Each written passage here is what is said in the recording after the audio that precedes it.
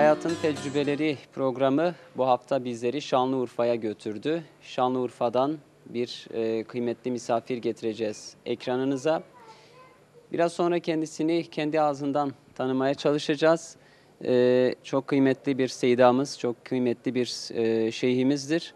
İnşallah hem ismini hem geçmişini kendisinden biraz sonra alacağız ve daha sonra da hayatında gördükleri çok şey var.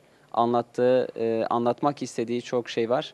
Onları da biraz sonra kendisinden tanıyacağız inşallah. İsminizi söyler misiniz bize? İsim Evet. Kemaleddin el-Hüseyni. Kemaleddin el-Hüseyni. El-Hüseyni. Evet. Evet. Peki biraz kendinizden bahseder misiniz? Yani Kemalettin el-Hüseyni kimdir dersek size Evet. kendinizi nasıl tarif edersiniz? Şimdi el-Hüseyni bizimki sülale İmam Hüseyin'den gelir. Yani Ehl-i Beyt. Ehl-i Beyt. Hazreti Peygamber'e dayanır sallallahu aleyhi ve sellem. Ondan sonra şimdi bizim sülale hepsi Suriye'de de var şimdi. Hep ilim yolunda. Başka bir şey düşündükleri yok. Ben de ilk olarak babam Şeyh Said zamanında menfi oldu. Hapse attılar. Şeyh Said'i astılar. Şeyh Şahabeddin'i astılar. Çok. Orada birçok mahpus olanlar, şarttan ağalar, aşiret reisleri, meşayihler hep hapisteydim. Her gün beklerlerdi ki falan ismi geldi asacaklar. Babam bir rüya görür. Bu rüyada isimle falan bunlar beraat olacaklar. İlkin bu rüyayı onlara söyleyince sevindiler. Dediler ki resmi bir yazı mı geldi? Yok, rüya gördüm. Rüya dedi sıkıntı bir zamandayız. Her gün için ölümü beklerken bu rüya biraz inanmadılar. Ondan sonra Kastamonu'ya havale ettiler.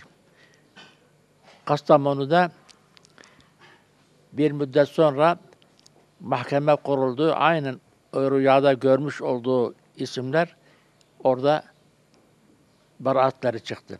Sevindiler. Ondan sonra kısmet Adana'ya geldi göz altında. Adana'da da çok hürmet ettiler, sevgi gösterdiler. Orada Suruç müftüsü Hacı Ali Açanal kulak tedavisi için Adana'ya gelmişti. Her akşam bize gelirdi. Çok sevdi. Dediler ki seni Urfa'ya davet edeceğim. Mektup yazdı. Mutlaka dedi gelirsin. Beykapısı Camii İmam Hatibi Hacı Muhammed Şerif Hoca, ona Zeki Hafız, Bulutlu Hoca bunlara birer mektup yazdı. Kısmet ben geldim. Bunlar çok hürmet gösterdiler. Yani Allah riyadan saklasın. Ben hücreye gittiğim zaman ayağa kalkarlardı, Seyit geldi diye çok sevdiler. Dediler sana bir vazife vereceğiz. Vazife dedim burada gerçi kutsi bir vazifedir ama imamlık yapmak biraz şeye gelirse, noksan yani aksaklık gelirse ben üzülürüm. Yok. Sen dedi yalnız Cuma günü bulun, başka zaman serbesttim. O da kalbim rahat etmedi yani çünkü vazifeye devam etmek lazımdır. Evet. Devam etti. Ondan sonra haber aldık ki Bediüzzaman Hazretleri geldi İpek parasından. Evet. Bediüzzaman Hazretleri Şanlıurfa'ya gelirken siz bunu haber alıyorsunuz. Değil mi? Haber aldınız bunu. Haber aldık. Onun yanına gideceksiniz. Ha. Bir anınız var Said Nursi Hazretleri ile ilgili. İsterseniz onu biraz sonra sizden soralım. Sizin çocukluk yıllarınızdan biraz bahsedelim. Evet. Nerede yaşadınız? Babanızın ismi, sülaleniz nereden geliyor? Onu da biraz bize, izleyicilerimize Sülaleden, söyler misiniz? Elhamdülillah şimdi El-Hüseyni sülalesi. El-Hüseyni İmam Hüseyin'den gelir. Ehl-i Beyt'tendir. Bu hususta Suriye'de de hala akrabalar var. gerek hükümet tarafından gerekse halk tarafından çok hürmet ederler. Hiçbir zarar görmemişlerdir. Fakat çocukları kendileri daima ilim yolunda harcarlardı. Ondan sonra Suriye'de Nerede geçti hayatınız? Nerede yaşadınız? Çocukluk yıllarınız nerede geçti? Babanızın ismi neydi ve nerede yaşadınız? babam Şeyh Ali el-Hüseyni. Evet. Suriye'den sonradan Adana'dan Suriye'ye geldik. Suriye'de çok hürmet gösterdiler. Amude'de 3 aşir reisleri vardı.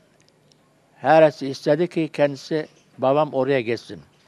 En sonunda Gabar aşireti onlara gitti. Sonsuz bir hürmet, sevgi gösterdiler. Ve ondan sonra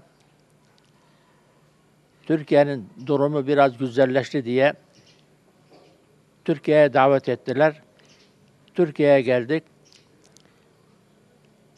Geldikten sonra işte Adana'dan Şeyh Ali Açanal Suruç Müftüsü oraya kulak tedavisi için Adana'ya gelmişti. Beni buraya davet etti Urfa'ya. Bey kapısında Hacı Muhammed Şerif Hoca'ya mektup yazdı. Bulundu Hoca Ömer Hafız. Kırmadan geldim. Bu vazifeyi verdiler. İmamet. İmametlik dedim zor. Yani çok dikkat etmek lazım. Eğer bir aksaklık olursa ben üzülürüm. Yok dedi Cuma günü sen bulun. Başka zaman gelmem. Kaldıktan sonra işte buradayken Bediüzzaman Hazretleri geldi. Evet. Şimdi Bediüzzaman Hazretleri'nin o anda yaşadığın anını bize anlatacaksınız. İmamlık yaptınız burada, Evet. Şanlıurfa'da. Hangi cami? Hasanpaşa Camii'nde. Hasanpaşa Camii'nde imamlık yaptınız. Büyük cami yani. Görevdeyken Üstad Hazretleri geldi buraya. geldi. Evet. İpek Palası'nda gittik. Ziyaret için gittim. Çok kalabalık vardı. İzdihamdan otel daraldı yani. Ben yanına yaklaştım. Biraz da yorgunluk vardı. Sırt üstü. Dedim ki ziyaret edenler çok. Geniş bir yere gitmen gerekir. İşaretle yani parmağıyla böyle yarın anlaşıldı ki yarın görüşecekler. Sabahleyin de vefat haberini aldık. İzdiham daha çoğaldı. Şimdi bu kalabalık izdiham içerisinde ilkin cenazeyi kaldırmadılar. Biraz millet teskin etti. Ondan sonra gafleten dergaha getirdiler. Dergahta da bir zat kabri hazırlamış. Demiş buranın sahibi gelecektir. Sahibi gelecek. Orada itikafta bulunan Molla Abdülhamid Hoca, Şeyh Seda'nın halifesi, cenaze yıkamak için camiden çıktı geldi. Rafih Hoca, ben de yardımcı olarak bulundum. Cenazesi bir ipek gibi görmüş yani. Nur içinde. Maşallah. Defin edildikten sonra oldu nurun ala nur. Evvel dergah Hazreti Peygamber'in makamı nur, bu nur da eklendi. Daha başka bir feyiz geldi. Boyuna Kur'an-ı Kerim okunurdu. Devam etti. Kur'an-ı Kerim okunmasına devam edildi. Ve etraftan da taziye için geldiler. Hatta Arabistan'dan da 95 yaşında olan zatlar zorla geldiler ziyaret etmek için. Şimdi burada sabah namazından sonra ben kasaplara gittim evin ihtiyacı için. Baktım cemaat toplanmış. Ha dedi geldiler biz soracağız. Benden sordular bu zat nasıldı? Ya Evliyaullah dedim. Ya dedi cenazeyi çıkartmışlar. Çok tuhaf oldum yani. Kaç gün sonraydı definden? Kaç gün sonraydı cenazeyi çıkardıkları? Yani devam etti. Kaç gün olduğunu hatırlamıyorum fakat devam ediyor yani. Evet. Daha taziyeler devam ederken Devam ediyor. Taziyenin sonu gelmiyor yani. Bazılar çok yaşlı olan alimler şarttan, müderris olanlar zorla geldiler, taziye ettiler. Şimdi bu bazı çekemeyenler, haset eden her zaman için münafıklar bulunur. Şikayet ettiler. Burada bir örgüt kurmuşlar. Bir hükümet karşısında başka bir hükümet düşünürler. Askeriye de inandı. Yoksa eğer fitne yapmasalardı askeriye bile çıkartmazdı. Gittikten sonra zaten kitaplarında da işaret vardır. Ben öldükten sonra cenazemi çıkaracaklar diye. Ve bu şekilde devam etti. Aziz üstadım benim, seni çokça üzmüşler, eritmişler mum gibi, bin bir dertten süzmüşler. Karakollar, hapisler, olmuş sana hep durak, sensiz gönlüm hüzünlü, sensiz ömrüm hep çorak. Ömrünün hiçbir döneminde bu dünyanın zahiri güzelliklerini yaşamamış, ömrü çile ile geçen, kabirde dahi tahammül edilemeyen aziz üstadımız, emanet bıraktığı nurdan risalelerin, bugün yolumuzu aydınlatan birer Kur'ani hakikatlerdir. Merkada vecme ve şartın dako emvec bir bikin, lê nizanibûn mejwere dil kiriye merked ey üstad. Şimdi bu durum karşısında Cenab-ı Allah kullarına فَنِعْمَ اَجْرُ الْعَامِلِينَ yani iyi amel işleyenlere mükafat vardır. Şehit olanlar bilhassa mükafat vardır. Hazreti Osman radıyallahu anh Allah'ın en sevgili dostu evini ihata ettiler, çevirdiler öldürmek için. Bir oruçlu olduğu halde su istedi, suyu bile vermediler. Hazreti Peygamber gördü rüyasında, ya Osman bu akşam bize iftara açacaksın. Evet ya Resulallah geliyorum diye mushaf üzerinde mübarek başını kestiler. Yani bu dünyada bir imtihandır. لِيَبْلُوَكُمْ اَيُّكُمْ اَحْسَنُ عَمَلًا Cenab-ı Allah kullarını imtihandan geçiriyor. Hangisi Cenab-ı Allah'a iyi amel işler, iyi amellerde bulunur, imtihan ediyor. Şimdi dünyanın hayatı kıymet yoktur. Meta'un qalil. Az bir şey hayatı vardır. Vel ahiretu hayrun ve ebqa. Ahiret hayatı en hayırlı ve bakidir. Onun için ellezine Kur'an-ı Kerim'de estaizu billah ellezine yezkurunallaha onlar ki Allah'ı zikrederler kıyamen ve kuuden ayakta oldukları halde, oturdukları halde ve ala cunubihim sağlarında, sollarında ve yetefekkaruna fi halqis semavati vel ard yerin yaratılışını düşünürler. Derler ki ya Rab sen bunları başıboş olarak yaratmamışsın. Fakina azaben nar bizi azab-ı elimden, cehennemden koru, muhafaza et.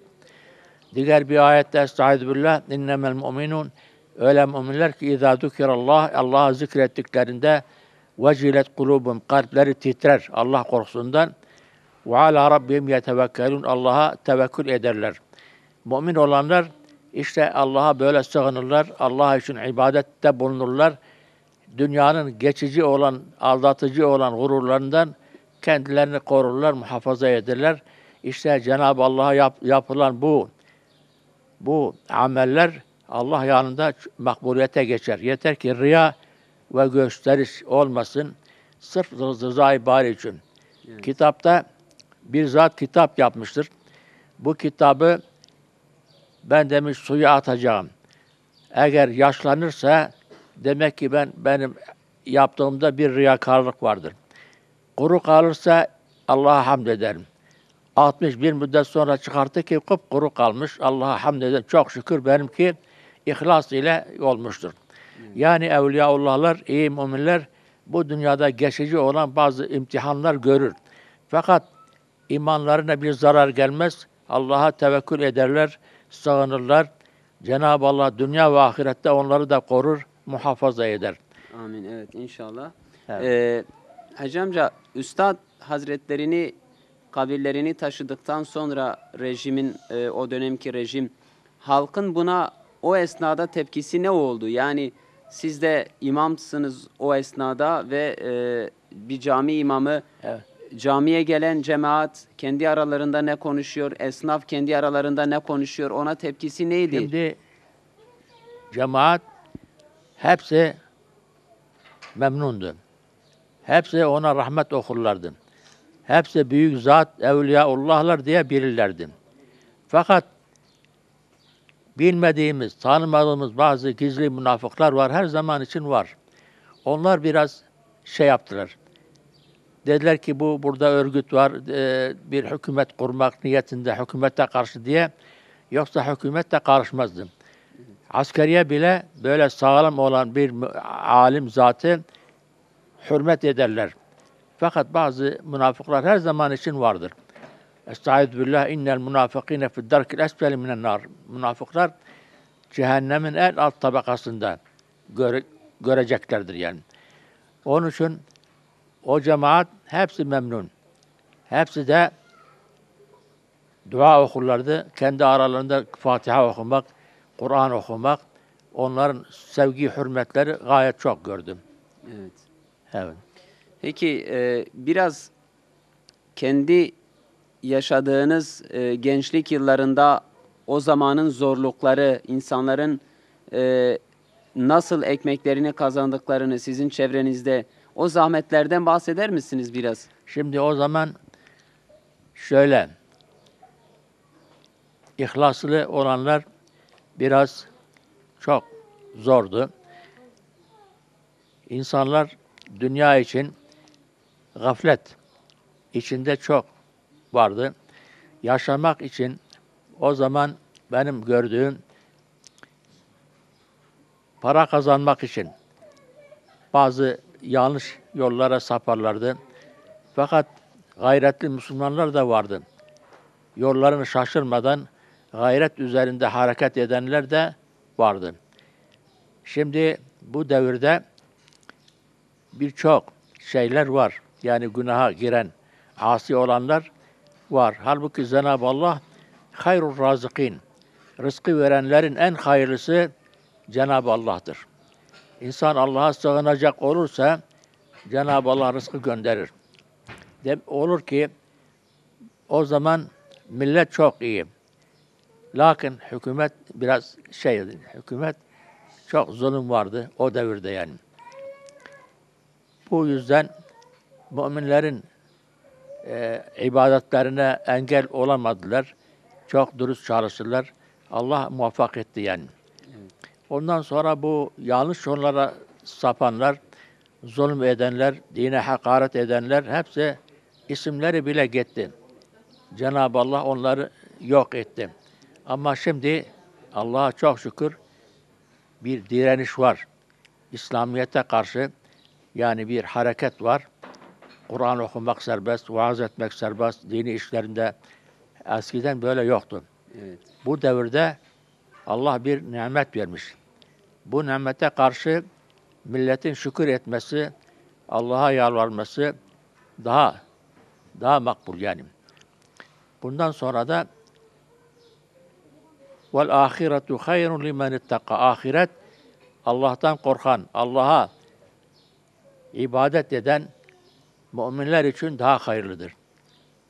İşte bu şekilde Allah'a inanmak, ibadet etmek, taat etmek, evet. Evet. Peki biraz da o zamanla bu zamanı karşılaştırırsak, bu zamanda esnaf, işçi, tüccar, çiftçi çalışırken nelere dikkat etmeli? Yani Şimdi- helali haramdan ayırmak için. Şimdi insanlarda düşünce olsa, Cenab-ı Allah bu devirde o zulümlerden sonra bir nimet vermiş. Bu nimet, ibadet serbest, kazanç serbest ama bu kazancı harama çevirmemek lazımdır. Rızkı Allah'tan talep etmek, Allah'tan istemek, Allahu Teala hayrur razıkin. Rızık verenlerin en hayırlısı Cenab-ı Allah'tır. Bu ortamda insanlara çok şükür etmek lazım. Çok Allah'a ibadet etmek lazım. Bu nizam, şimdiki nizamdan başımıza gelen bu nimeti yad etmek, şükür etmek, Allah'a sığınmak mecburiyetindedirler yani. Eğer ve in tauddu ni'metallahi la tuhsuha. Allah'ın verdiği nimet sonu gelmez. Çok nimet vermiş. Velakin innen insane la zalumun keffar. İnsanlar nefislerine zalim ve küfür edicidir. Bazıları bu nimeti inkar ederse ne olur? Allah'ın nimetini inkar etmektir. Başka yerlerde gelen deprem, felaket, açlık, şeylik hepsi Cenab-ı Allah kullarını imtihan ediyor, uyandırıyor. Yani yanlış yollara saparsanız size felaket gelir. Allahu Teala görüyor. İnna Allah la yugayyiru ma bi kavmin hatta yugayyiru ma bi enfusihim. Cenab-ı Allah bir milleti zulüm etmez. İçindeki nimeti değiştirmez. Ta ki onlar zulüm ederlerse, birbirlerine vurmak, kırmak, öldürmek, hakaret, her şey olursa o zaman Cenab-ı Allah onları tağyir eder. Yani başka felaket, bela gelir. Mesela şimdi Kur'an-ı Kerim'den baştan sonuna kadar Allahu Teala emrediyor. Firavun nasıl oldu? Ve Karune ve Firavune ve Haman. Bunlar Allah'a karşı geldiler. Biz Allah'ız dediler. İsyan ettiler. Sonları ne oldu? Estaizu billah. Femenhum zalimun nefsi. Bazıları nefislerine zulüm ettiler. Ve Karune ve Firavune ve Haman ve lekad câehe Musa bil beyinat festekberu fil ard. İleri geçmediler. Cenab-ı Allah günahları sebebiyle bunları hakaret etti. Kimisi yel ile, kimisi denizde boğmak ile, kimisi yer onları aldı götürdü. Bunlar hepsi ibrettir. Şimdiki Müslümanlar düşünürlerse Müslümanlık daha ciddi olacaklar. Daha bağlı olacaklar ki Cenab-ı Allah geçen kavimleri hepsini helak etti. Başlarına geldi Firavun ile Musa aleyhisselam, İbrahim aleyhisselam. İbrahim aleyhisselam ateşe atacaklarında ayaklar bağlandı ve ondan sonra melaikeler Cebrail, Mikail, İsrafil, Azrail, Ya Rab yeryüzünde sana bir ibadet eden bir kulun var, o da ateşe atacaklar. Cenab-ı Allah melaikelerine emretti. Gidin, sizden yardım isterse isteyiniz. Ben size müsaade ettim. Melaikeler bir arkasında Cebrail, Mikail, İsrafil, Azrail. Ya Halil Rahman, ey Allah'ın sevgili peygamberi, sen bizden yardım istersen biz ateşi söndürürüz, seni kurtarırız. La hacete, benim size ihtiyacım yok. En son ne dedi? Estağfirullah.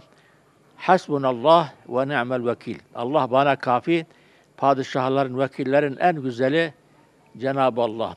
Ne oldu? Ateşe atarken Cenab-ı Allah, ey nar, ey ateş, ateş, ey Allah'ım emret. Kuni sen ol, berden ve selamen. Hem soğuk ve hem selamet ol. İbrahim Aleyhisselam'ın ve yeri de bir bahçalık, yeşillik oldu.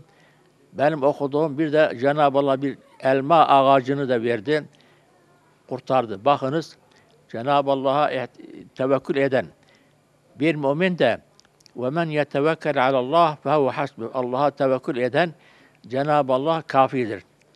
Hiçbir şeyden Allahu Teala onu her zaman korur, muhafaza eder. Yeter ki yanlış yollara sapmamak lazım. Şimdi cemaatten her cemaat okuduğum içinde hepsi Bediüzzaman rahmet okurlar, Kur'an-ı Kerim okurlardı. Hiçbirisi itiraz veya aleyhinde olduğunu ben görmedim. Evet. Fakat başka yerden işitirdim. Münafıklar bazı hareketlerde bulundular. Evet. Evet. İlim tahsilinizi nerede yaptınız Suriye'de, Seyran? Suriye Amu'da. Orada okurken Allah riyadan saklasın. Ben rüyada baktım bir kalabalık geliyor. O kalabalık kim dedim, gelen kim? Dedi Şeyh Abdülkadir Geylani geliyor. Ben Kur'an'ı indirdim, kalkacağım karşılamak için. Baktım kendisi geldi, dinledi. Ve ondan sonra Kur'an-ı Kerim hıfzını, ezberleyeni Cenab-ı Allah nasip etti. Ezberledim. En güzel yol, en mutlu yol Allah yolu, Peygamberin nurun ve enzelna ileykum nuran mubinen. Size açık nur gönderdim. Nur. Bu nuru terk edip de dikenli başka yollara sapmak bir mümin için yakışır mı? Yakışmaz. Ama inanmayan kafirler için ya Muhammed sallallahu aleyhi ve sellem enzertem em lem tunzirhum. Onları korkutsan korkutmasan iman etmezler. Kalpleri, gözleri, kulakları mühürlenmiş. Onlar bu felakette kalacaklardır. Ancak ya Muhammed sallallahu aleyhi ve sellem ve beşşeril müminin, müminlere müjde ver bi enne lehum minallahi fadlan kebira. Onlar için Allah'tan büyük mükafat, müjde vardır. Elhamdülillah. Değerli izleyenler, İbrahim Peygamber'in şehri Şanlıurfa'dayız. Balıklı Göl'ün hemen kenarında Kemal Hafız amcamızın misafiriyiz bugün. Hasanpaşa Camii emekli imamıdır. Şanlıurfa'yı bilenler, Hasanpaşa Camii'ni bilenler için bunu belirtelim. Emekli imamı Kemal Hafız'ın avlusunda, amcanın avlusunda. Onun misafiriyiz. Programımızın ilk bölümünde Üstad Hazretlerinden özellikle bahsettikleri kayda değer ve önemli bilgilerdi.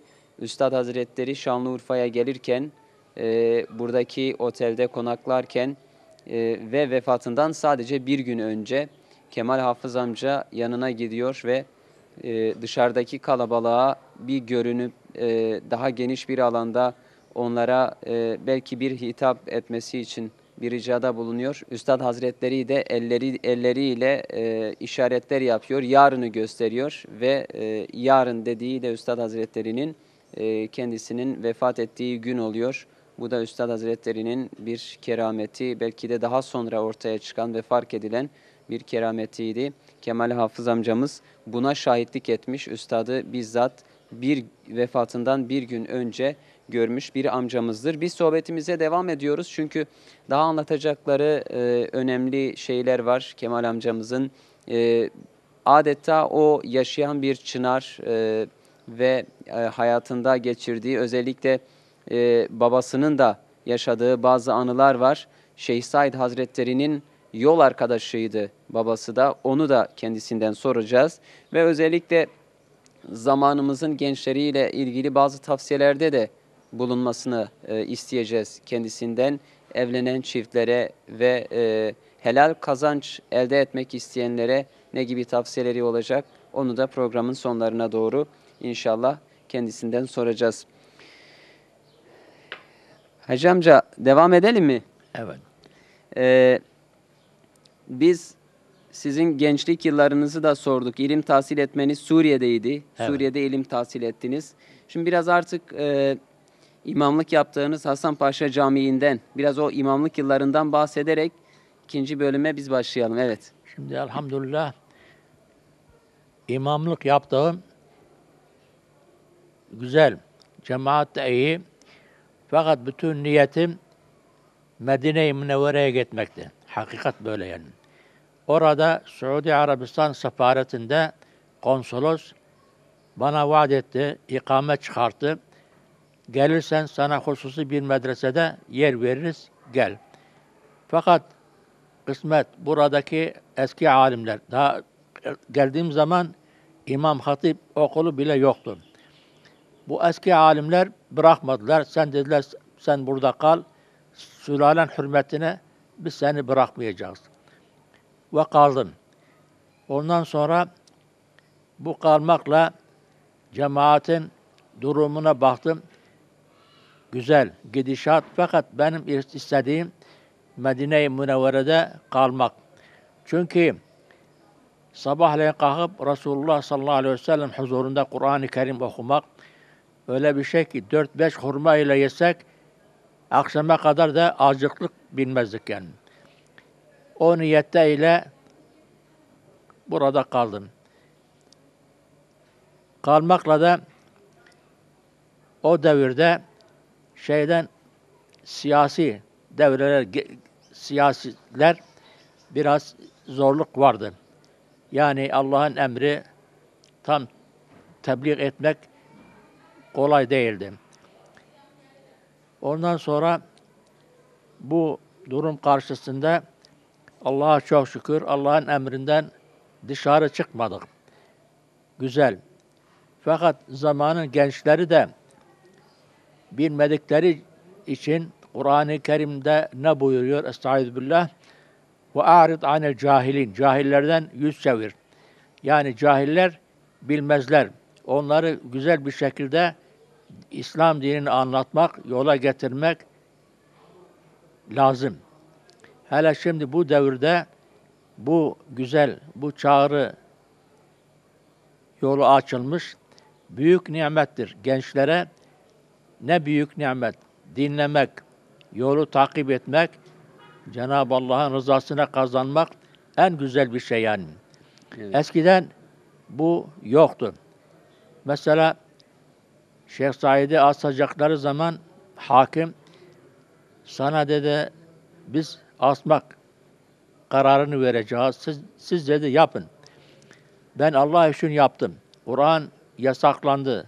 Tekkeler kapandı. Medrese kapandı. Ben Allah için cihad ettim.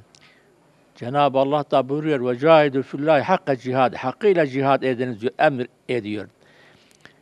Yaparsanız ben de o tarafta mahkeme-i kübrada yani kıyamette sizi muhakeme edeceğim. Ve böylelikle Şeyh Şahabeddin ona birisi hakaret etti. Hakaret edince müritleri soğudu. Dedi ki bu keramet olsaydı bunlara bir şey gösterirdim. Gece baktı ki bir deniz kenarında bir gemi hazır. İşte dedi hepinizi şimdi gemiye binip ondan sonra bir ülkeye gideriz ki orada Allahu Teala ibadet etmekten başka bir şey yok. İsterseniz sizi götürürüm. İsterseniz de mukadderat neyse biz sabrederiz. Hep dediler ki biz mukadderatımıza sabredeceğiz. Ve böylelikle sabrettiler. İşte bu düzende, bu hapiste Cenab-ı Allah'ın verdiği bunlar bildiler ki cihad etmek kolay değildir. Bazı musibetler, felaketler gelir ama sonunda Allah'ın rızası hepsinden daha büyüktür. Hazreti Peygamber'e de sallallahu aleyhi ve selleme de iftiralarda bulundular. İnnehu lesahirun mecnun. Sihirbaz bir deli dediler. Ayşe. Peygamberimiz bazen üzülürdü. Bu ayeti kerime nazil oldu. Estağfirullah. Ya Muhammed, elem neşrah leke sadrake. Senin göğsünü yarmadık mı? İçindeki pas hepsini çıkarttık cennetten bir legen mübarek sudan doldurduk. Ve rafa'na leke zikrake ve vada'na anke vizrake. Üzerindeki ağır yükü biz kaldırmadık mı? Vizrake bazı tefsirlerde Hazreti Peygamber sallallahu aleyhi ve sellem ümmetine çok düşkündü. Nasıl onlara Allah'a dua ederim ki ümmetimi Cenab-ı Allah affetsin. Çünkü kıyamet gününün cehennem azabının çok şiddet olduğu için Peygamberimiz sallallahu aleyhi ve sellem merak ederdi, düşünürdü. Ve rafa'na leke zikreke ya Muhammed. Senin de ismini yücelttik. La ilahe illallah Muhammedun Resulullah. Bakınız Cenab-ı Allah bu mükafatı verdi. Evet. Kaldı ki gençler bu zamanda şeytan onlara kandırır. Der ki hırsızlık yapsan, falan öldürsen, ismin kahramanlık çıkar, zengin olursun. Hep şeytan vesvese yapıyor. Bu şeytana uyduktan sonra halbuki bir mümini korkutmak bile azap vardır. Caiz değildir. Hele öldürürse 40 seneye kadar Allah'ın azabı iner. Nasıl olur da bir genç babasını hakaret eder, anasını hakaret eder. Kitapta gördüğüm bir genç babasına, anasına şefkatle bakmak ibadet sayılır. Onların hürmetinde bulunursa, kalplerini kırmazsa umre sevabını alır. Bak bu kadar mükafat vardır. Ama gençler işte inne şeytanı lekum aduvun mubin. Şeytan size açık düşmandır. Şeytan sizi daima kandırıyor. Kötü şeye yapın diyor. Zeyyene lehum şeytanu amal. Şeytan onların kötü amellerini güzelleştiriyor. Halbuki bunlar felaket getirir. Onun için bir genç Allah'a dönerse, ibadet ederse, Allah'ı unutmazsa hem Cenab-ı Allah beladan da muhafaza eder, şeytan şerrinden de korur ve böylelikle Allah'ın rızasına kavuşur. Evet. Bir hadis-i şerifte şabun neşe'e fi ibadetillah. Bir genç Allah'ın ibadetinde büyüyen, Allah'ın ibadetinde ömrünü geçiren Cenab-ı Allah onu korur, ona çok mükafat verir. Azaptan kurtarır. Ama şimdiki devirde çok nasihat lazım. Onları uyarmak lazım. Çünkü bilmedikleri için onlar her türlü kötülüğe başvururlar. Halbuki kendilerine felaket gelir. Evet. Şimdi bu çağrı Televizyon. büyük nimet yani. Onları televizyon yerine daima bu kanalı seyretmek, anlamak, düşünmek en büyük nimet. Allahu Teala vermiş. Bu nimeti devam ettirmek, kulak vermek, ibadet etmek Allah'ın rızasına kavuşmuş olur. Evet, bilmedikleri için her türlü kötülüğe başvururlar. Çokça nasihat etmek, uyarmak gerekir. Tıpkı Rabbimizin Müddessir suresinde emir buyurduğu gibi uyarmak lazım.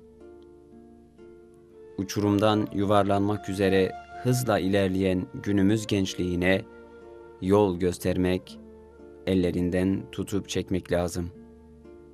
Halası için, ebedi huzur için. Evet. Allah belalardan korusun inşallah. Amin. Allah razı olsun Tamam. Hacı amca. Birinci kısımda konuştuğumuzda Üstad Hazretlerinden bahsettiniz. O kendisiyle yaşadığınız anıyı ve sonrasını. Daha önce Üstad'ı görmüşlüğünüz var mıydı o günden önce? He. Hani otelde görüştünüz ya. Ondan Evet. önce Üstad'la görüşmüşlüğünüz, konuşmuşluğunuz var mıydı? Şimdi Üstad Hazretleri o zaman bizim görüşmemiz biraz zor olurdu. Güçlük olurdu. Vazifedeyken gitmek, yapmak biraz zorluk vardı. Cenab-ı Allah nasıl oldu onu getirdi. Biz burada görüştük. Ziyaret ettik, ipek gibi elini öptük. Duasını da aldık. Elhamdülillah. Daha evvel zaten kitaplarını okurdum. Bende mesela İşarat-ı İcaz var. Diğer kitaplar var. Hepsini okurdum. Kendisinin gelişiyle elhamdülillah o ziyaret yaptık. Yerine geldi. Risalelerin basımı, dağıtımı da o zaman zordu. Siz nasıl ulaştınız risalelere, Üstad'ın kitaplarına? Risaleler nerede varsa haber aldıksa onu hemen alırdım. Risaleler. Evet. Burada da talebeler vardı arkadaşlarımız. Kadioğlu'nun camiinde oradan da tedarik ederdik. Risaleleri alırdım. Ondan sonra birisi bunu hatırıma geldi.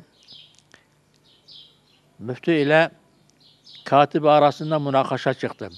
Burada. Evet. Katibi Kars'ın bir yerine sürgün gönderdi.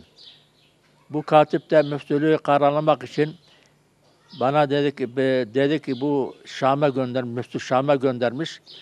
Oradan Risale-i Nur kitaplarını getirmiş.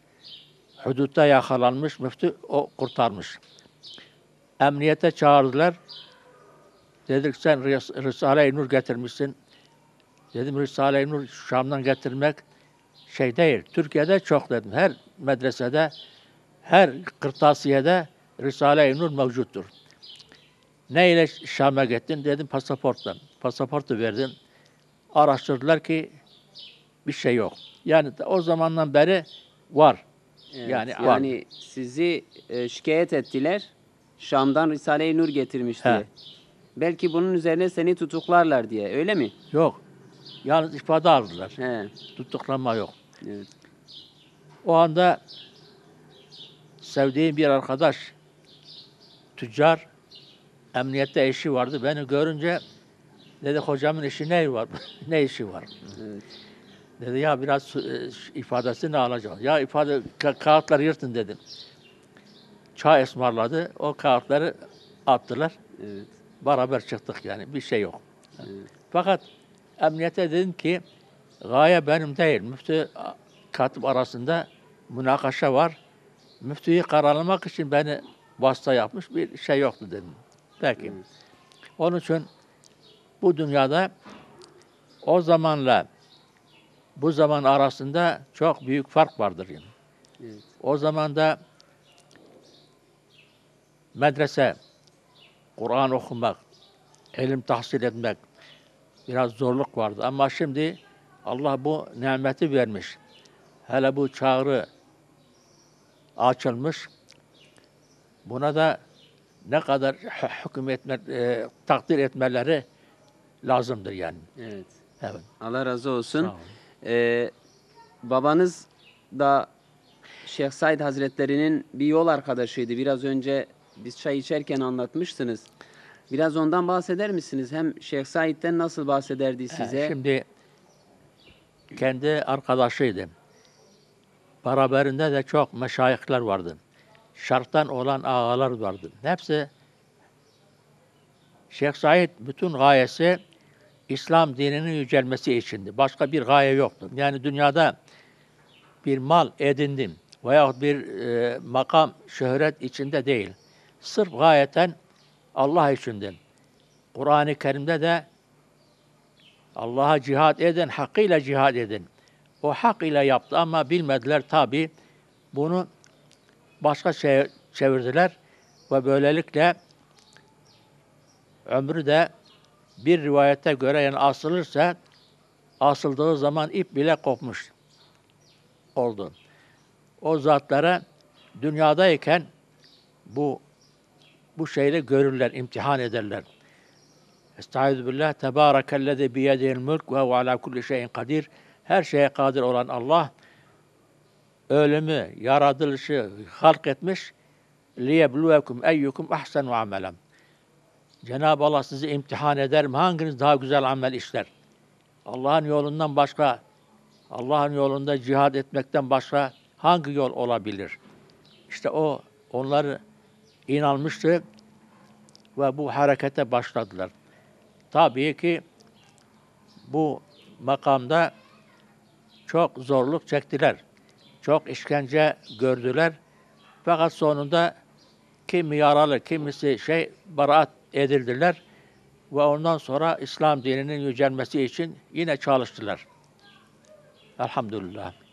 O da Şeyh Said hadisesinde mücadele etti. Değil mi? He, Öyle anladım. öyle. Bir de tutuklandı mı o zamanki askerler rejim tarafından? Tabii tutuklandı. Hakim sordu. Neden bu harekete başladın? Dedi ki işte tekkeler kapandı, mescid kapandı, Kur'an yasaklandı. Ben Allah için cihad yaptım. Hiçbir gaye, maksat değil. Sırf Allah'ın ismi yücelsin diye, İslam dininin yücelmesi için bu harekete başladım. Yoksa başka bir gayem yoktu. Sırf Allah rızası için. İşte dediler ki işte sana bir idam gelecektir. İdame dedi razıyım ama ben de size ahirette mahkeme edeceğim. Söyledi yani. Şimdi bunlar hepsi Allahu Teala tarafından bir imtihandır.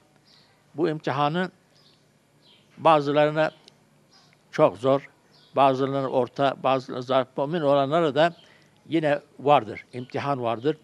Bu imtihanı şimdiki imtihan. Mesela kötü yollar var, içki var, kumar var, fenalık var. Şeytan onlara teşvik eder. Eşşeytanu yaidukumul fakra. Fakirliğe emreder, kötülüğe teşvik eder. Ta ki yerini getirsin. Emirlerini yere getirsin. Onun için eğer bunlar düşünürlerse tam şeytanı bilmiş olacaklardır. Evet. Evet. Evet Hacı amca, biraz kendi evliliğinizden, o zamanın evliliğinden bahseder misiniz? Bir de bu zamanın evlenecek gençleri için neler tavsiye edeceksiniz? Şimdi efendim bu zamanki gençler şimdi gelip soruyorlar. Hazreti Peygamber sallallahu aleyhi ve sellem bir evlenmek için bir kızı araştırmak evvela malı için, güzelliği için, dini için. Dindar olanı tercih edin, kabul edin. Yani malı için, servet için değil. Şimdi çok gelirler, huzurumuz yok. Huzurumuz yok evde. Kocası, karısı, aralarında böyle çok fena şeyler hep nedendir? İşte amel olmadığı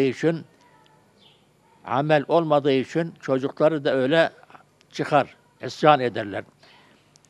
Halbuki Allah'ın emrine imtisal etmek, Allah'ın emrine uymak olursa hiçbir fenalık gelmez, huzur içinde olurlar.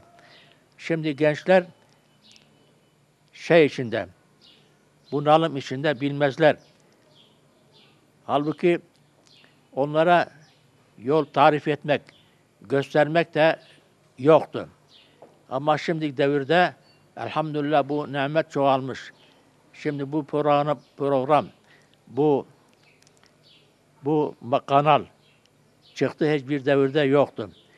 Bunu bilmek, düşünmek lazımdır.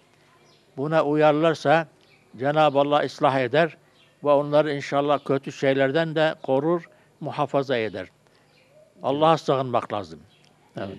Anne babalara çocukların eğitimi için tavsiyeleriniz ne olacak?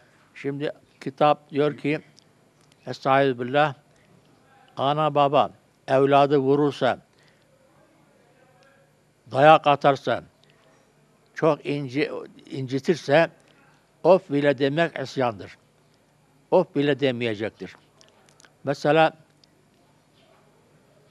Hazreti Peygamber sallallahu aleyhi ve sellem diyor, 3 kişi tüccar yola çıktılar. Yağmur, dolu, kar geldi. Bir mağaraya sığındılar. Birazdan dedi yağmur durursa çıkarız. Mağarada büyük bir kaya parçası geldi, kapıyı kapattı. Bunlar çıkmalarına mümkün değil. İmdat da isteseler kimse gelemez. Ancak dediler ki biz Allah için ne amel etmişsek biz Allah'a sığınırız, Allah bizi kurtarsın. Birisi dedi ki kaç amele yanımda çalışırdım. Hepsinin ücretini tam verdim. Birisi de öğleden sonra geldi, onun da ücretini tam verdim. Ötekiler kızdı, paralarını bıraktılar, gittiler. Ben bu paraları biriktirdim, koyun, kuzu aldım. Sonradan geldi, dedi ki sana biraz hakkımız vardı.